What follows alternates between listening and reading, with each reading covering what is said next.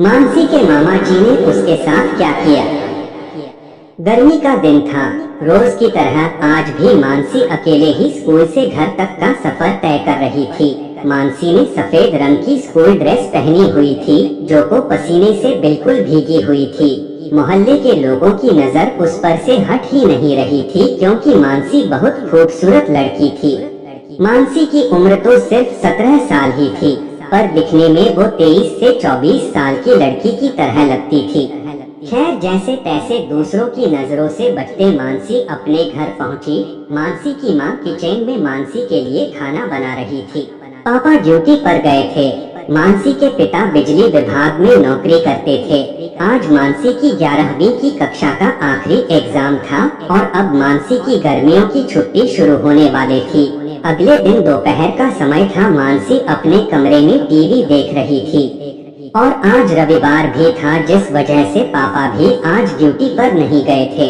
अचानक से मानसी के पापा के फोन पर एक फोन आया और जब मानसी के पिताजी ने फोन उठाया और बोले कौन, तब उधर से आवाज आई, अरे जीजा जी, पहचाना नहीं? ये फोन किसी और का नहीं बल्कि मानसी के मामा जी का था। मानसी के मामा जी उसकी माँ से 9 साल छोटे थे।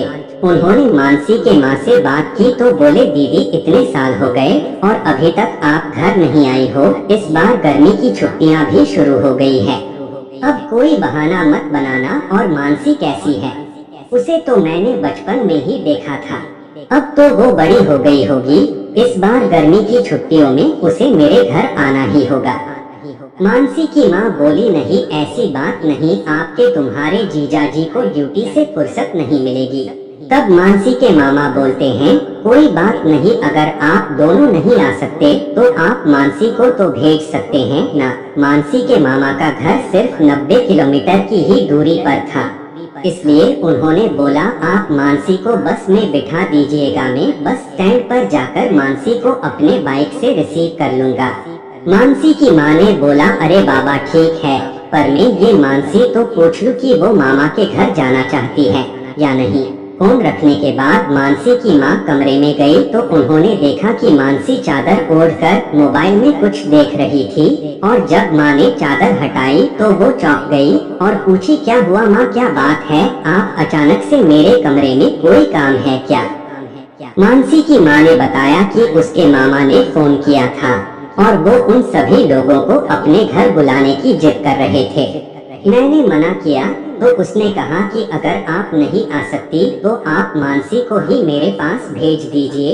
ये बात सुनते ही मानसी कहती है, मैंने मामा को बचपन में देखा था और अभी मुझे याद भी नहीं कि मेरे मामा दिखते कैसे हैं। तब मानसी की माँ कहती है, बेटा तू घबरा मत, तेरे मामा इतनी जिद कर रहे हैं तो मैं तुझे इस बार जरूर भेजूंगी। पिछले बार भी उसने मुझसे कहा था कि मानसी को भेज दो, पर मैंने ही बहाना बना दिया था और अगर इस बार भी मैंने अगर तुझे भेजने से इनकार कर दिया तो मेरा भाई क्या सोचेगा? वैसे भी तेरे नानी और नाना नहीं है, मेरे मायके में सिर्फ एक मेरा भाई ही है। आज रात में तू अपने सारे कपड़े पैक कर ले और कल सुबह तेरे पापा तुझे बस पर ले जाकर बैठा देंगे और जब तू वहाँ पहुँच जाएगी तो तेरे मामा तुझे बस स्टैंड पर आकर रिसीव कर लेंगे। मानसी अपने माँ से हाँ बोल देती है और अपने सारे कपड़े पैक करने लगती है। अगली सुबह मानसी के पापा उसे बस पर बैठाकर अपनी ड्यूटी पर चले जाते हैं। कुछ घंटों में ही मानसी अपने मामा के शहर में पहुँच जाती। सारे यात्री बस से उतर जाते हैं और मानसी भी उसी बस स्टैंड पर खड़ी होकर ये सोचती है कि मामा को तो मैंने बचपन में ही देखा था, अब मुझे उनकी शक्ल भी अच्छे से याद नहीं, मैं उन्हें पहचानूंगी कैसे? तभी सामने से एक जवान मर्द आता है और मानसी के कंधे पे हाथ रखकर बोलते, अरे बेटा कितनी बड़ी हो गई हो? मानसी हैरान हो जाती है और पूछती है, अरे भाई आप है कौन और आप मुझे ऐसे क्यों छू रहे हो? तब वो बोलते हैं, अरे बेटा पहचाना नहीं, मैं तेरा मामा। ये बात सुनकर मानसी हैरान हो जाती और अपने मन में सोचती है, अरे मेरे मामा इतने जवान और हैंडसम कैसे हो सकते हैं? तब वो कहती है, अरे मामा जी नमस्ते, मैं तो आपको पहचान ही नहीं पाई। आपने अपने आप को इतना फिर जो कर रखा है, कोई भी आपको देखकर ये नहीं कहेगा कि आप मेरे मामा हो। मानसी के मामा बोलते हैं, अरे मानसी सारी बातें क्या यही कर लोगी, घर नहीं चलना क्या? घर तुम्हारी मामी ने तुम्हारे लिए पकवान बना कर रखा है। मानसी ने एक ही बैग लिया था और वो अपने मामा के साथ बाइक पर बैठ गई।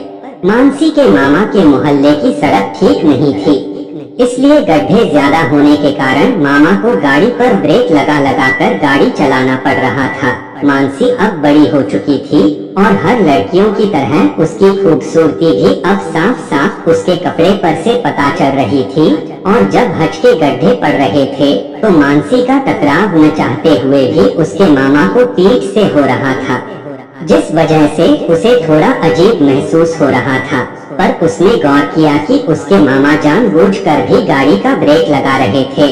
मामी ने भी उसका खूब अच्छे से स्वागत किया। उन्होंने कहा, किसी परी से कम नहीं लग रही हो बेटा, अब तुम्हारी उम्र शादी की हो गई है।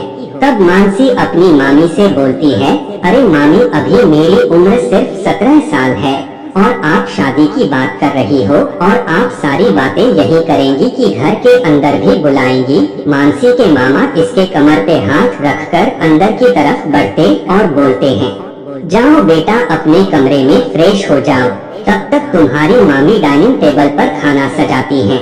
मानसी अपने कमरे में गई तो सजावट देखकर बहुत खुश हो जाती है। खास उसी के लिए उसके मामा ने कमरे की सजावट करवाई थी। सजावट देखकर मानसी बहुत खुश हुई और अपने बैग में से कपड़े निकालकर फ्रेश होने बाथरूम में चली जाती है।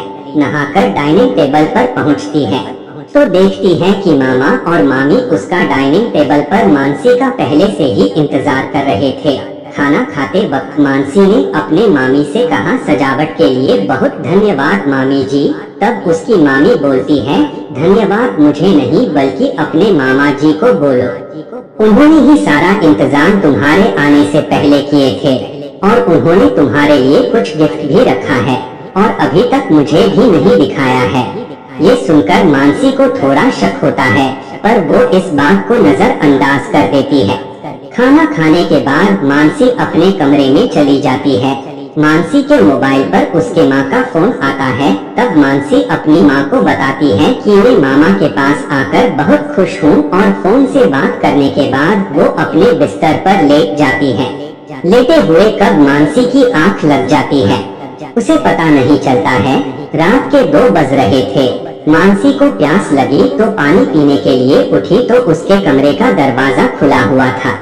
जैसे लगा उस पर कोई नजर रख रहा हो और जैसे ही उसकी आंख खुली वो तुरंत भाग गया। मानसी ने कमरे के बाहर देखा तो कोई भी नहीं था। मानसी ने सोचा शायद ये उसका वहम होगा और वो कमरे में जाकर सो गई। सुबह उठी तो उसने देखा कि मामा जी उसके माथे पर हाथ रखकर सहला रहे थे। आंख अचानक खुली तो मानसी चौंक गई और बोली, मामा इतनी सुबह सुबह आप कमरे में, कहिए क्या बात है? मामा बोले, बेटा कुछ नहीं, और ये कहकर वो अपने कमरे में चले गए। अब मानसी को आए 1 हफ्ता हो गया था और इन 1 हफ्ता में मानसी ने अपने मामा की हरकतों पर कई बार गौर किया। जैसे जब वो किचन में अपने मामी के साथ खाना बनाती तो वो उसके पीछे आकर उससे छूने की कोशिश करते और खाना खाते समय उसे घूर घूर कर देखते।